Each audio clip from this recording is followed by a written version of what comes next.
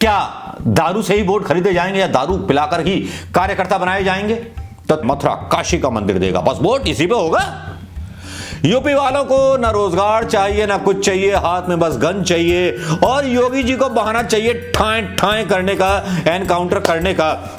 योगी जी के साथ योगी जी जो थे पीछे पीछे चल रहे थे मेघनाथ की तरह, और एक व्यक्ति चल रहा था जिसको हाथ हिलाने की मतलब हिम्मत नहीं थी, क्योंकि विरोध जो हो रहा था कि प्रचार के लिए बहुत आंदोलनजीवी बोला करते थे किसानों को, लेकिन मोदी जी जो हैं चुनाव जीवी और सत्ता जीवी बनकर के रह गए।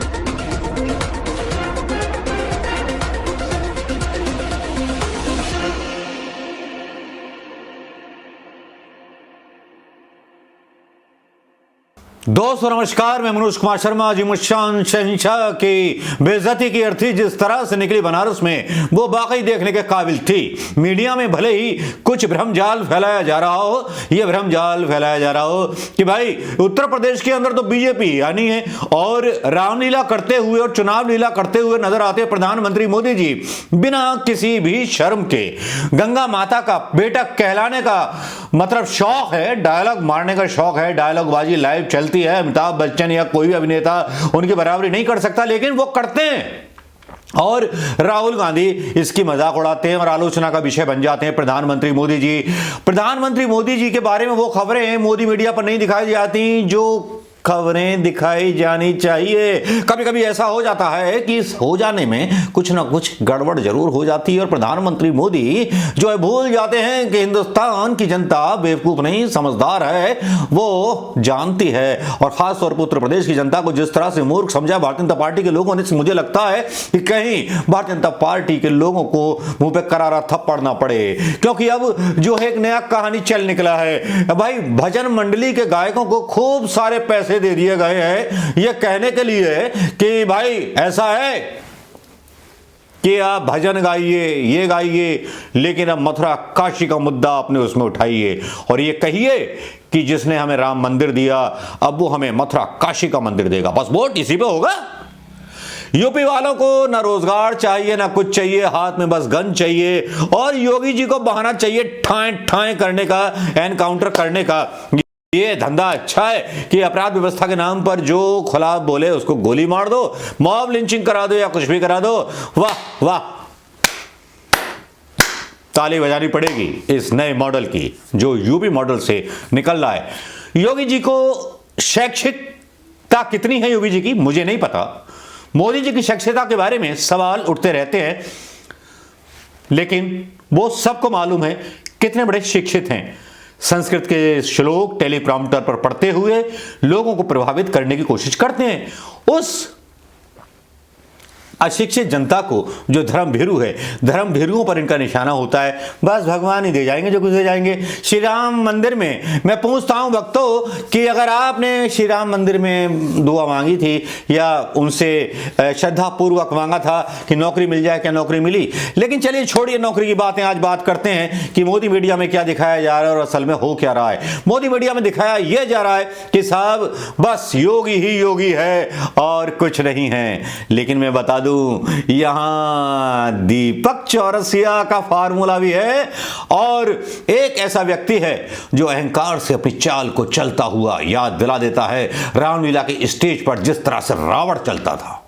जी हां, मोदी जी का कुछ ये स्टाइल वाकई इसी तरह का लगा योगी जी के साथ। योगी जी जो थे पीछे पीछे चल रहे थे मेघनाथ की तरह, और एक व्यक्ति चल रहा था जिसको हाथ हिलाने की मतलब हिम्मत नहीं थी, क्योंकि विरोध जो हो रहा था।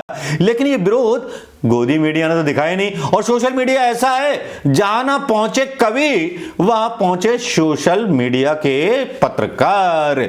जी हां, जिनको जानकारी है कि भाई आज कहां गोल मारना है और क्या करना है क्या नहीं करना है वो जानते हैं, बहुत अच्छी तरह से जानते हैं। और इसीलिए मोदी जी की जो है मजाक उड़नी चालू हो जाती है। पहले मोदी जी की बातों को गंभीरता के साथ लिया जाता था, लेकिन अब ओमिक्रॉन हो, कोरोना हो, इनकी जो बैंड जो है बज रखी है। ओमिक्रॉन का जहां एक तरफ बात कर रहे थे उस चाल की, उसी चाल की बात को हम यहां करते हुए आपको यहां दिखाना चाहेंगे एक बेस्ट सीन जहां पर लोग जो हैं नारे लगा रहे हैं मोदी जी के खिलाफ। पुलिस कर्तव्य विमूढ़ होकर के खड़ी हुई है और मोदी जी जो हैं बेचारे बिना हाथ हिलाए इस तरह से जा रहे हैं कि जैसे मेघनाथ की मृत्यु हो गई हो या राम रूपी जनता। मेरी परिभाषा श्री राम की यह है कि जो जनता है हिंदुस्तान की वो श्री राम है, और श्री राम का जब बाण पड़ता है, जब प्रहार होता है तो अच्छों की पीठ जो है टूट जाती है। कुछ इसी तरह की पीठ मतलब टूटी हुई पीठ दिखाई दी प्रधानमंत्री मोदी की। ऐसे जा रहे थे बड़े बेआबरू होके निकले तेरे कूचे से। कभी जिनकी आबरू रहा करती थी, जो गंगा पुत्र कहे जाते थे, उन्हीं गंगा पुत्र की इज्जत का जनाजा बनारस में निकल गया, क्योंकि उनका विरोध करने वहां के ही लोकल लोग वहां पर आ गए। लेकिन प्रधानमंत्री मोदी और गोदी मीडिया को तो पड़ी थी किस तरह से डैमेज कंट्रोल किया जाए। इस खबर को मिटा दिया गया, इस खबर को दिखाया नहीं गया। लेकिन इससे भी पेट नहीं भरा तो एक वीडियो और आ गया। लेकिन ये वीडियो पहले देख लीजिए जो मैं डाल रहा हूं कि किस तरह से विरोध हो रहा है मोदी जी का। इसके बाद फिर दूसरा वीडियो देखिएगा ना, दीपक चौरसिया किस तरह से एप्लीकेबल हो रहा है भारतीय जनता पार्टी के लिए।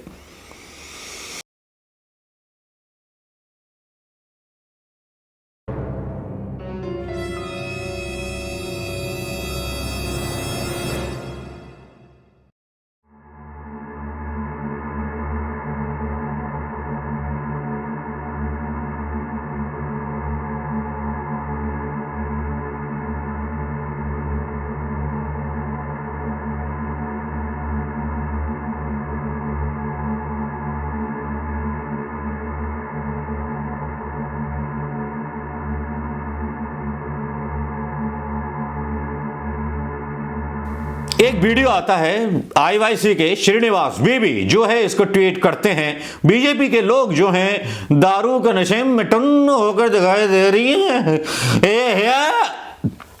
बोल रहे हैं तो बीजेपी को वही जो चौरसिया पीके सिंह। भाई हद हो गई, यही चलता रहेगा। कब तक चलता रहेगा? दीपक चौरसिया का फार्मूला पकड़ लिया है भारतीय जनता पार्टी ने, और यह वीडियो साबित कर रहा है कि भारतीय जनता पार्टी साम दाम दंड भेद धोखा झूठ फरेब उत्तर प्रदेश की जनता के साथ करने के लिए तैयार है। क्या आप तैयार हैं इनके झांसे में आने के लिए? क्या यूपी वाले जो लोग हैं क्या उनकी औकात केवल दारू तक ही है या अपने बच्चों के लिए रोजगार मांगेंगे? भाजपा की टोपी पहने हुए हर शख्स के खिलाफ मतलब गिलास में अमृत है दीपक चौरसिया वाला। बस देखिए इन तस्वीरों को गौर से, देखिए चुनाव आयोग की गिरती हुई गरिमा से, देखिए देश की गिरती हुई गरिमा को, देखिए देश के गिरते हुए लोकतंत्र को, देखिए देश के प्रधानमंत्री को गिरते हुए। जो प्रधानमंत्री अपने ट्विटर हैंडल से योगी जी की तारीफ करता है। पहली बार ऐसा हुआ कि एक पीएमओ जो देश का पीएमओ होता, किसी पार्टी का नहीं होता, वो अपने हैंडल का इस्तेमाल जो है वो करता है अपनी भारतीय जनता पार्टी के प्रचार के लिए। बहुत आंदोलन जीवी बोला करते थे किसानों को, लेकिन मोदी जी जो हैं चुनाव जीवी और सत्ता जीवी बनकर के रह गए हैं। इसमें कोई दो राय नहीं है। अगर मेरी राय आपसे जुदा हो तो जरूर कमेंट में मुझे 4 गालियां मारिएगा, और अगर आपकी राय से मैं सहमत रखता हूं तो मुझे इस पर शाबाशी देना मत भूलिएगा। क्योंकि आज जिस तरह से बनारस में बेइज्जती हुई, उसके बाद दारू की पार्टियां इनको देनी पड़ रही है, दारू की बोतलें बहाई जा रही हैं उत्तर प्रदेश में। केवल अभी सब शुरुआत है, जब चुनाव आएंगे तो क्या होगा। और एक खबर और है कि चुनाव आयोग को तलब किया प्रधानमंत्री मोदी जी ने मीटिंग के लिए। क्या भारत के इतिहास में कभी पहले ऐसा हुआ? अगर हुआ हो तो बता दीजिएगा। क्या इस चुनाव को निष्पक्ष समझा जाए? क्या इस चुनाव में केवल दिखावटी वोटिंग होगी आईपीएल 2020 की तरह, या चुनाव भी जो हैं सट्टेबाजी का केंद्र बन गए हैं, या चुनाव आयोग जो है प्रधानमंत्री मोदी जी की कठपुतली है? सवाल इस बात का है। जया बच्चन ने बोला उनकी बेटी मतलब बहू को, ऐश्वर्या को छापा पड़ गया। देखिए ना, है ना लाजवाब बात। जब खिसियानी बिल्ली को कुछ नहीं मिलता तो अपना पजामा खुद खींचने लगती है, लेकिन ये भूल जाती है कि कुछ नजरें हैं जो उनको देख रही हैं। चलिए दोस्तों, कैसी लगी बनारस में हमारे अहंकारी अहिरावण साहब की बेइज्जती, और कैसा लगा भारतीय जनता पार्टी का वो घबराया हुआ चेहरा, वो बेचैन चेहरा जो लोगों को दारू अभी से बांटना शुरू कर चुका है? क्या यही लोकतंत्र की परिभाषा है? क्या दारू से ही वोट खरीदे जाएंगे या दारू पिलाकर ही कार्यकर्ता बनाए जाएंगे?